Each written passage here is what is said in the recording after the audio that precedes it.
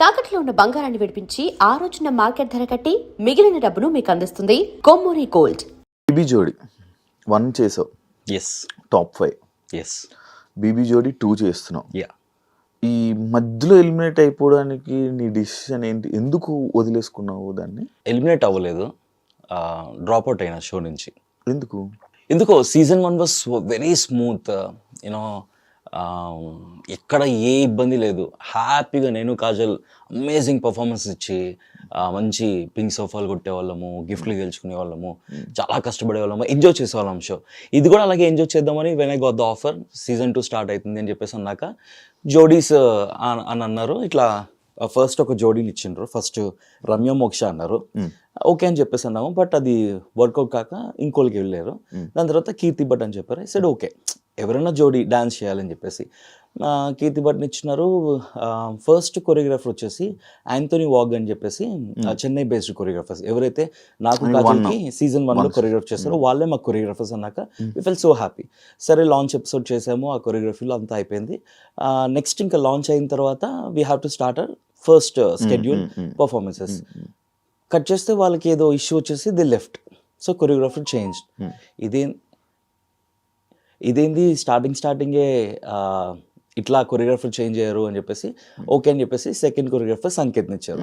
I was so happy. Sanket ఇంకా చాలా క్రియేటివ్గా చేయొచ్చు, సీజన్ 1కి సీజన్ 2కి డిఫరెన్సెస్ చూపించవచ్చు పర్ఫార్మెన్సెస్లో, క్యారెక్టర్స్లో అని చెప్పేసి అనుకుని ఉండే.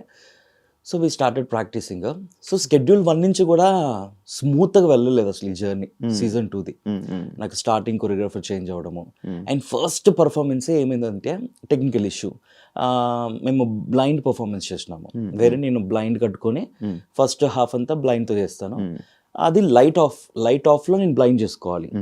నేను వచ్చినాను బ్లైండ్ చేసుకుంటున్నా, కట్ చేస్తే లైట్ ఆన్లో బ్లైండ్, అక్కడ ఆఫ్ చేయాల్సింది టెక్నికల్ ఇష్యూ ఆన్లో ఉండే. జడ్జెస్కి అర్థం కాలేదు ఏంటి మా కళ్ళ ముందే కట్టుకుంటున్నాడు అని చెప్పేసి. టెలికాస్ట్లో మళ్ళీ రీషూట్ చేసి అది టెలికాస్ట్ చేసినాము, అక్కడ మార్క్స్ పోయినాయి.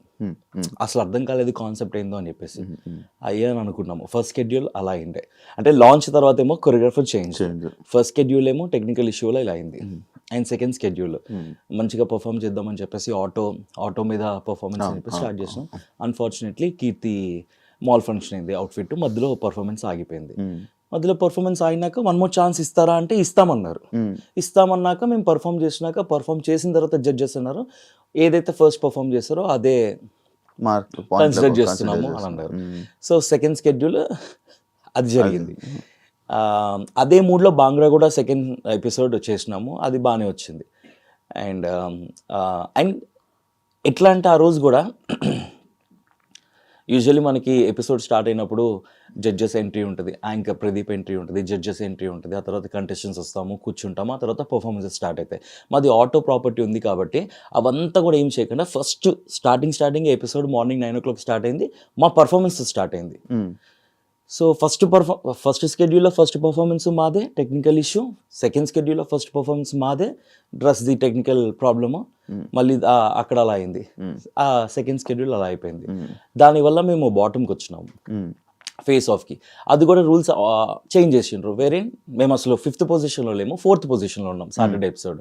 బట్ దెన్ ఈ షెడ్యూల్ వచ్చేసి out of all the 9 contestants bottom 2 ఎవరైతే ఉంటారో వాళ్ళు అని చెప్పేసి. అన్ఫార్చునేట్లీ కీర్తికి డేట్ లేదు అండ్ కీర్తి బెంగళూరు వెళ్ళిపోయింది, నేను ఒక్కడనే ఉన్నాను.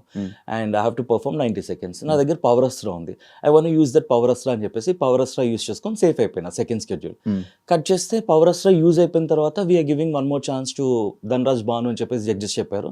నా పవర్ అస్త్రా వేస్ట్ అయిపోయింది, దానికి వాల్యూ లేకుండా అయిపోయింది. అయ్యా నో ఎలిమినేషన్ పెట్టినప్పుడు ఎందుకు పవర్ అస్త్రాన్ని వేస్ట్ చేయడం అని చెప్పేసి అక్కడ ఐ ఫెల్ట్ బ్యాడ్. మళ్ళీ కీర్తి వెళ్ళిపోయింది. తర్వాత థర్డ్ షెడ్యూల్ వచ్చేటప్పటికి కీర్తి తన పర్సనల్ ఇష్యూస్ వల్ల Keerthi got dropped out. Personal issues అంటే ఏది మొన్న అయింది అదేనా? యా, తన పర్సనల్ లైఫ్లో జరుగుతున్న ఇష్యూస్ నాకు చెప్తూ ఉండే.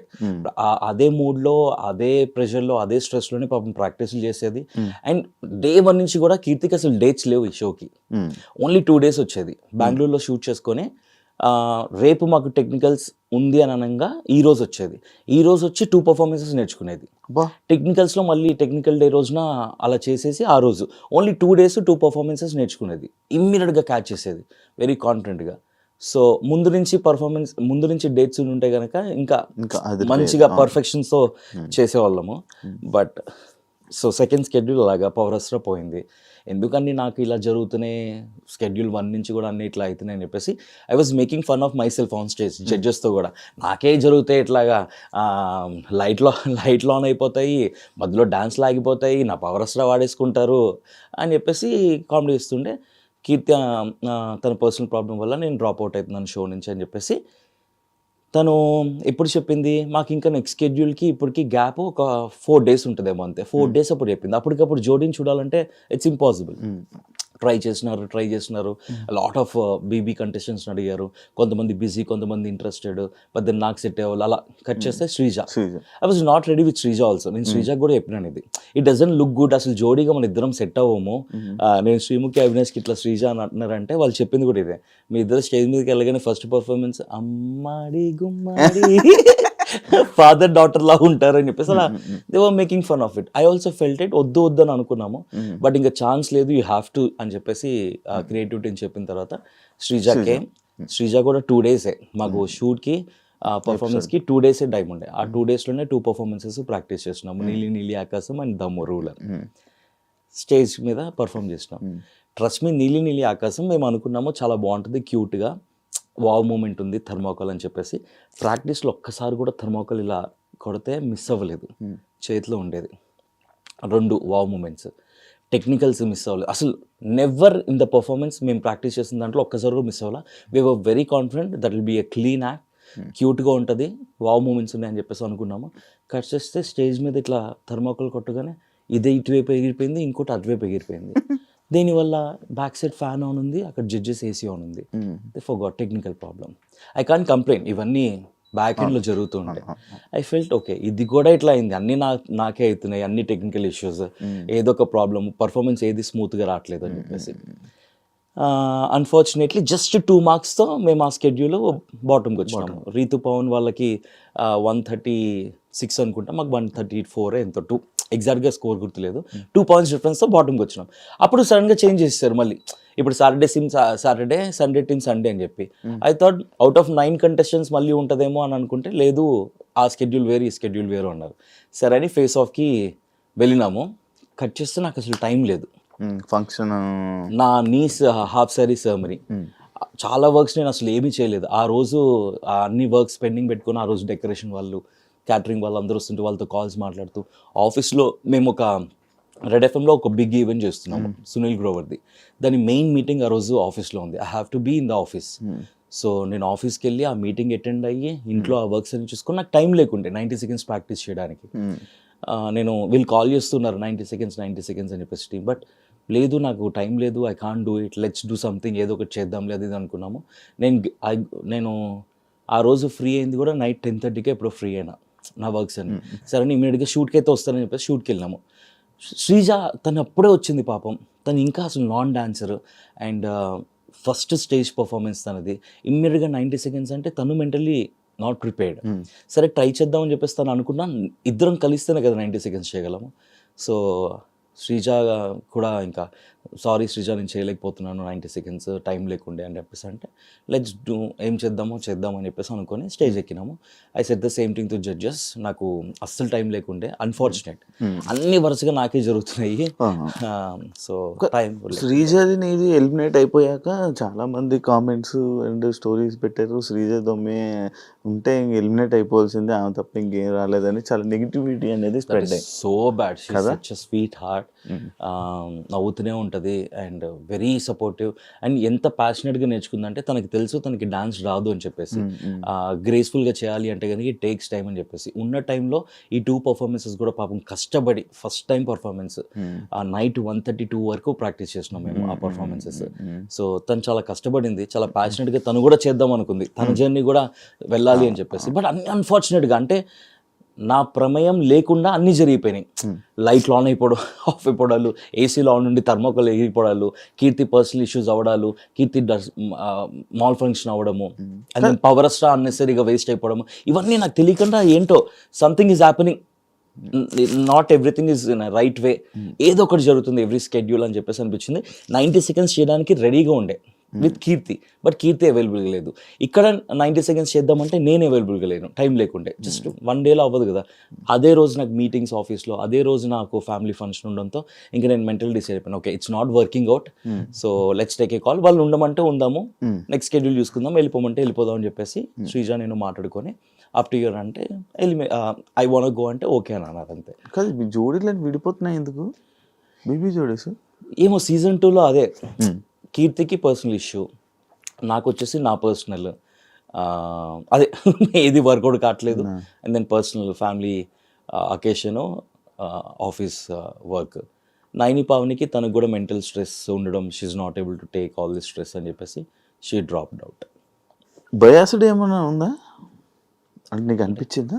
బయాస్డ్ ఇన్ ద సెన్స్ అంటే లైక్ ఒక ఇప్పుడు వీళ్ళకి సపోర్ట్ చేయాలి, ఈ టీంకి సపోర్ట్, ఈ ఈ డ్యాన్స్ సపోర్ట్.